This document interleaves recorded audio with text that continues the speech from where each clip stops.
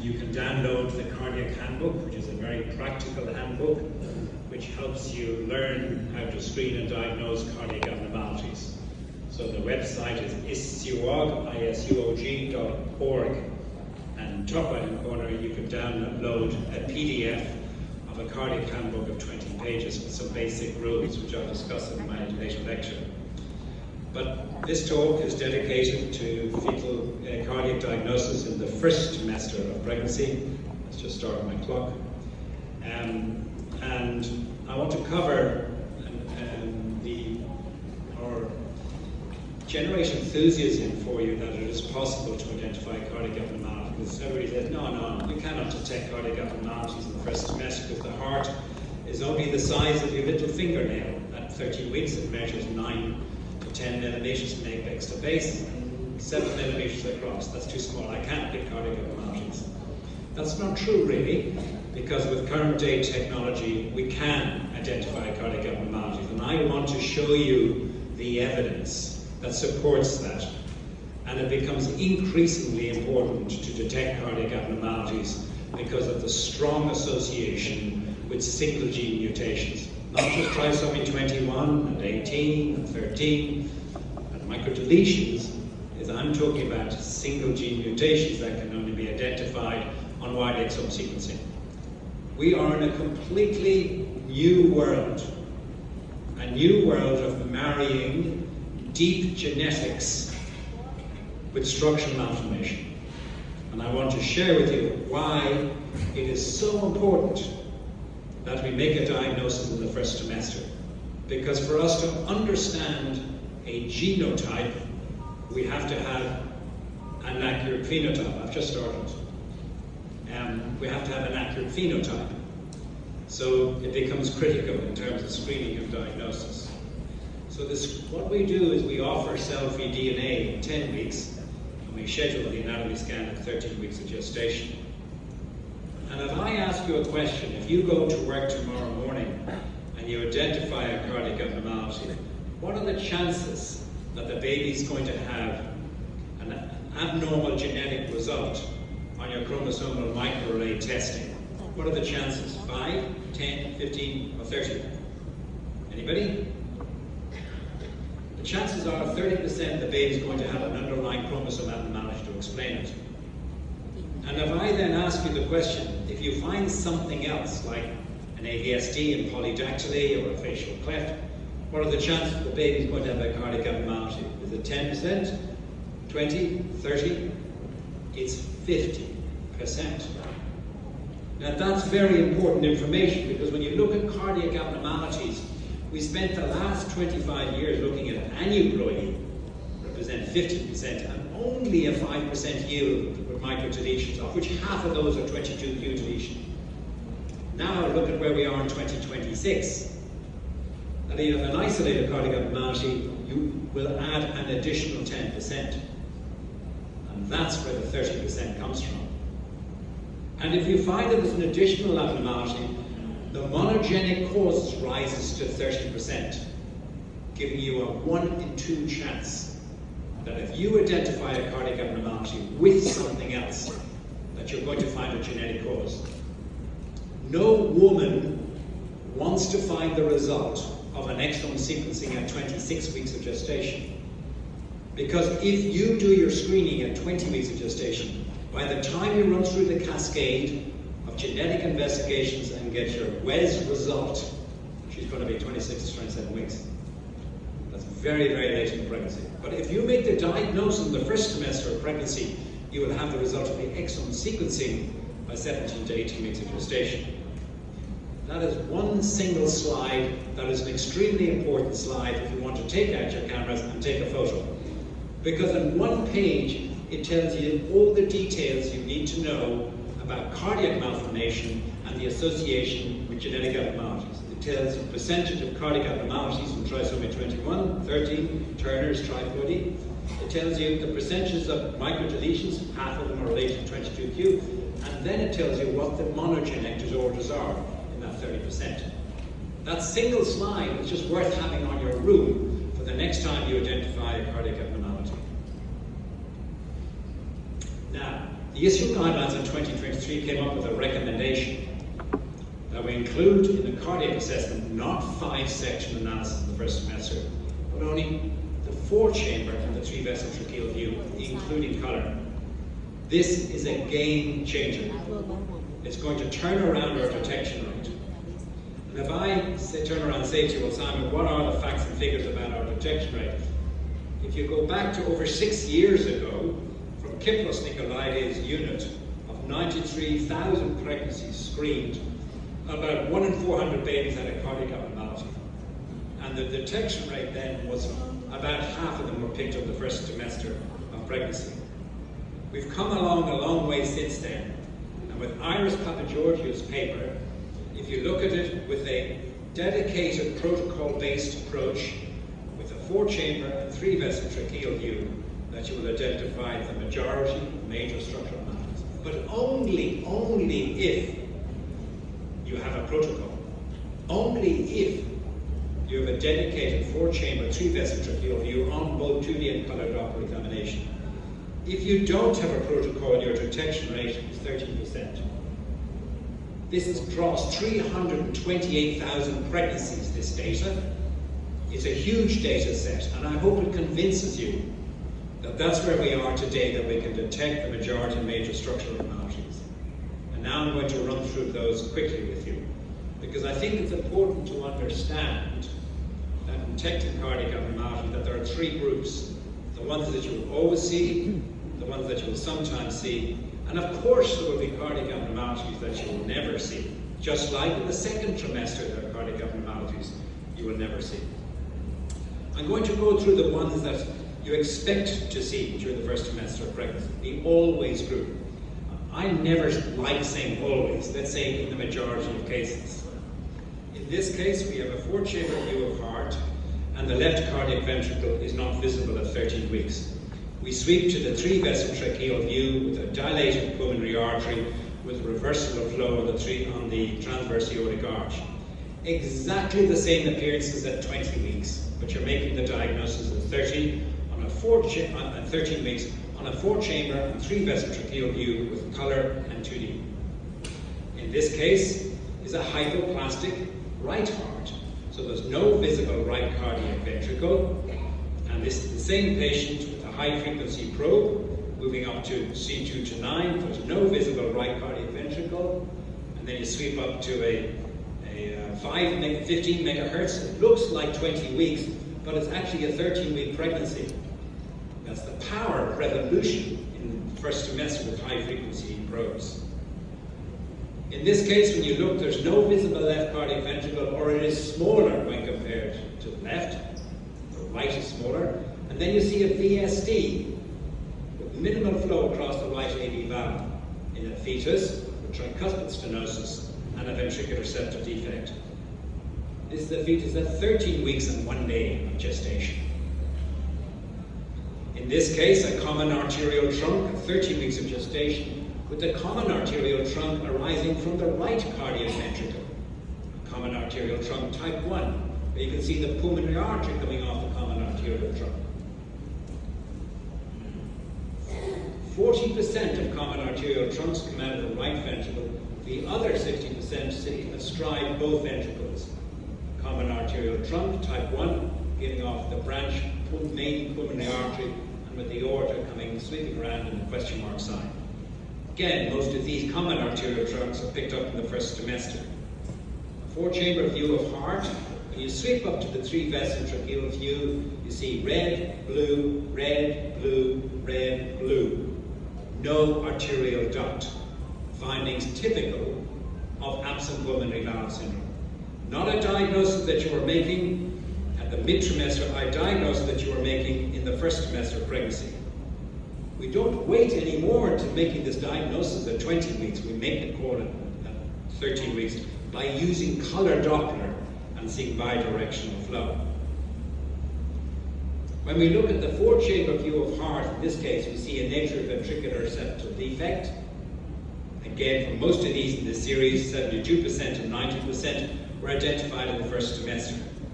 And when you see an AVSD, you split your image to ascertain the position of the stomach in relation to an AVSD. in reference to this, and the strong association of this with the isomerisms. But you're not making the diagnosis at the mid-trimester, you're making the call in the first trimester. And in fact, if you look at the heterotaxis, these have the highest yield of single gene disorders. It's imperative for that patient at 30 weeks of gestation that you don't go straight to a microarray, you go straight to exome sequencing, or you run them in parallel, because you have a greater than 50% chance that you're going to get a result on exome sequencing just on the cardiac anomaly alone. And when you see with the ABSDs, your next step is to look with stick volume analysis, and you can see the common AV valve. You can actually see the regurgitant jet using with stick 2D in a heart that's 12 weeks and 6 days of gestation. You go to the 3-vessel tracheal view, which shows a normal pulmonary artery and aorta, just to confirm that it's an isolated common AV valve defect. Then you're left with the complex anomalies. These are anomalies that are in the always group, where you get normal fill of the left ventricle but no flow across the right AV valve. When you go to endovaginal assessment, you see that there's a ventricular septal defect. You then next move to putting on color Doppler according to the ISUO guidelines, and you see as you look on color Doppler examination that both vessels are rising out of the heart in parallel. You now have got no flow across the right AV valve, a ventricular septal defect, and both arteries coming out in parallel. You then go to a stick volume analysis, and you see all the features on a stick volume analysis. And the features with tricuspid atresia, ventricular septal defect, transposed great arteries, and the pulmonary arteries smaller, pulmonary stenosis, and also had a dilated coronary sinus. But you're not making the diagnosis at 20 weeks, you're making the diagnosis at 13 weeks of gestation. An extremely complex abnormality, but the point I make is that you could work these out because you have the benefit of a high-resolution ultrasound probe. This condition, I would say, is 100% detection rate. They typically have an enlarged heart. They typically present with mitral and tricuspid valve regurgitation. And as you go to look at the 3-vessel tracheal view, you not only see bidirectional red, blue flow in the pulmonary artery, you also see it in the transverse aortic arch. Every single valve in this baby's heart is leaking, is abnormal. This is polyvalvular dysplasia, and in the series reported, all of these are detected prenatally in the first trimester of pregnancy. It is so detectable by simply using color Doppler. And the next thing I'll tell you is they almost all are going to be aneuploid. In fact, you can pick it up even earlier. This is a 10-week pre-NIPT scan, and when you look with color Doppler, you see bidirectional flow across the great arteries in a heart that measures 4 millimeters from apex to base and 3 millimeters across to side. We are picking these up earlier and earlier in the first trimester of pregnancy. And then there are rare cardiac abnormalities. In the patient who I scanned in Vietnam back in 2024, I think it is, and you say, this baby's got bilateral pleural effusions. I say, no, it doesn't. The lungs are pushed posteriorly. This is a baby with a large pericardial effusion. But stick volume analysis tells me there's something strange going on at the apex of the heart. And in fact, look at the left ventricle, it's smaller when compared to the right ventricle. I then look at the cardiac inflow into the left ventricle, and I see the cardiac inflow to the left ventricle is significantly smaller when compared to the flow into the right ventricle. And when I go then to looking with the rendered image of it, I can see the atria of both sides, which in this case, stage of gestation, the first trimester, are much larger in reference to the size of the heart in the second trimester of pregnancy. And then using stick render, silhouette, and changing the light source behind the baby's heart, I can watch without color, and I can see the direction of flow of blood entering in from the left ventricle into the cardiac diverticulum. A diagnosis made not at 20 weeks of gestation, a diagnosis made in the first trimester. The other abnormalities that we pick up, almost all of these in the first trimester, is the cardiac extrapies. The heart is sitting outside the thorax, there's a single ventricular chamber, and most cardiac extrapies have a coexistent abnormality. But using stick volume analysis, you can see a single ventricle with 2 atria, and quite typically bilateral hydrothoraces. Again, for these we pick them up very early in pregnancy at 8 weeks and at 10 weeks of gestation. That's a very early first semester diagnosis. We move to the next group, which are the groups that are detected sometimes during pregnancy.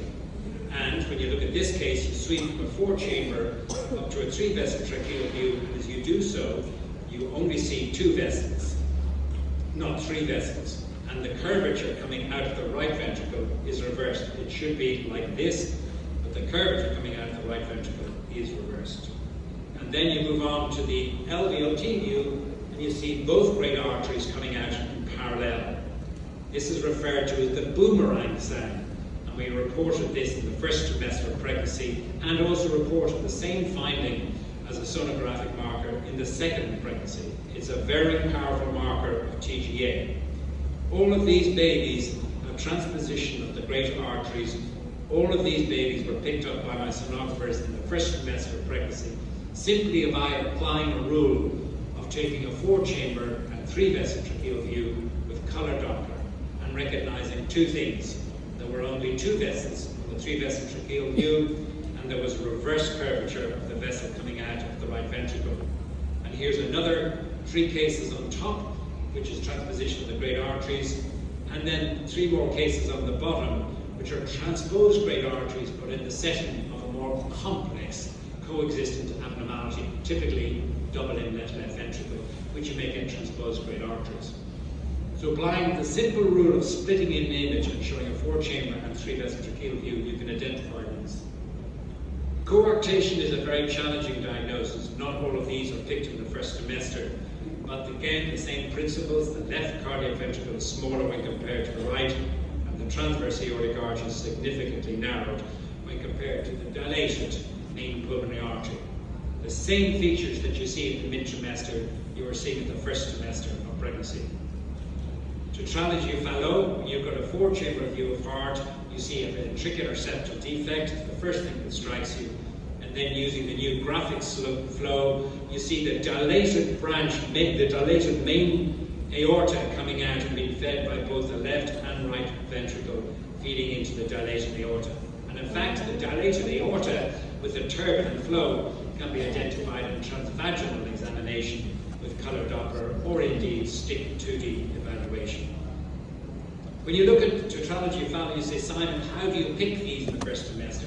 I will say to you, the most useful markers is on the 3-vessel tracheal view, you have a Y configuration, because you have here the main pulmonary artery, the duct, inserts more proximately when compared to the aorta, whereas the normal 3-vessel tracheal view should be like so. In this case, you're getting a letter Y configuration. And the second powerful marker is that the heart axis is rotated to the left. And this is how the sonographers pick it up, by seeing left cardiac axis deviation and the Y sign. Here are 6 cases of tetralogy of Fallot, all demonstrating that Y configuration of that shortening of the arm of the arterial duct against the lengthening of the arm against the aortic arch. And then there's double outlet right ventricle, very straightforward. You sweep from a 4-chamber to a 3-vessel, and you see the vessels do not cross. Everybody in this room knows that when you sweep from a 4-chamber to a 3-vessel tracheal view, that the great artery should cross. But in this baby, they don't. They come out in parallel, and this is a double outlet right ventricle. I think everybody in the room will recognize, when you look at this 4-chamber view of heart, that the right atrium is enlarged. And the right atrium can be enlarged because of an aneurysm, but more commonly in the first semester it will be enlarged because you have Epstein's anomaly. But you have to decide, is it Epstein's anomaly arising deep inside the right ventricle, or is it tricuspid valve dysplasia arising at the level of the right AV valve? Only by looking with color Doppler and with the help of stick, you determine that this is deep inside the right ventricle and therefore Epstein's anomaly. Another case of Epstein's anomaly at 13 weeks of gestation, with dilatation of the right atrium, regurgitant jet arising deep from inside the right ventricle in a heart that measures 9 millimeters by 7 millimeters. I can tell you that's 13 weeks. In contrast, when you look at this heart, which has got severe tricuspid valve regurgitation, the position of the septal leaflet of of the tricuspid valve is normal. It is not Epstein's. And the regurgitant jet is arising from the level of the AV valve, not deep inside the right ventricle. This is the features with tricuspid valve dysplasia. This is the features with Epstein's anomaly. With regard to Epstein's anomaly, you will see far more cases of Epstein's anomaly in the first trimester when compared to the second. Why? Because in the first trimester of pregnancy, many Epstein's are associated with aneuploidy, in particular trisomy 21. This baby had trisomy 21. When you look at the stick evaluation, you can see that regurgitant jet. I make that point again and again. Just like in tetralogy on 2D, you see that turbulent flow without even using color Doppler. Why? Because you're using a high frequency endovaginal probe, and that gives you the detail you want. With routine use of color Doppler, we are increasingly going to pick up right aortic arch. And as you appreciate, you do not have a V configuration in this fetus. In this case, also, when you look here with the newer technologies of graphics flow, in this case, at 13 weeks of gestation, you see that typical U configuration, not a V configuration. And why is it important to pick that up at 13 weeks? Because we know the association of this with 22q deletion. Remember, of the 5% with cardiac malformation that are related to microdeletions, half of them would be 22q. And that's a very identifiable abnormality in the first trimester of pregnancy. You can also pick up double aortic arches. This is the fetus at 13 weeks of gestation. The four-chamber is normal, but you see the typical Z configuration of a double aortic arch, described by Zita Adair, referred to as the Z sign. You can also use with stick volume analysis. In this case, on the left-hand side, you see a stick rendered image, and you see a double aortic arch in the first trimester. So seeing both double aortic arch and a right aortic arch straight away for you precipitates you going straight to offering the patient chorion biopsy and not waiting until the patient comes back later in the pregnancy and make a late diagnosis. Don't touch anything, please, until we come back. So if we continue to these abnormalities that you will sometimes see, moving on from double aortic arch to more subtle abnormalities, and then we'll finish up with abnormalities that you will never see. Just don't touch anything, please. Come in, thank you. So the never. In medicine, you never say never. Because I remember standing up and somebody said to me, Simon, what abnormality that you don't see in the first trimester? And I say VSDs. Well, that's 10, 15 years ago.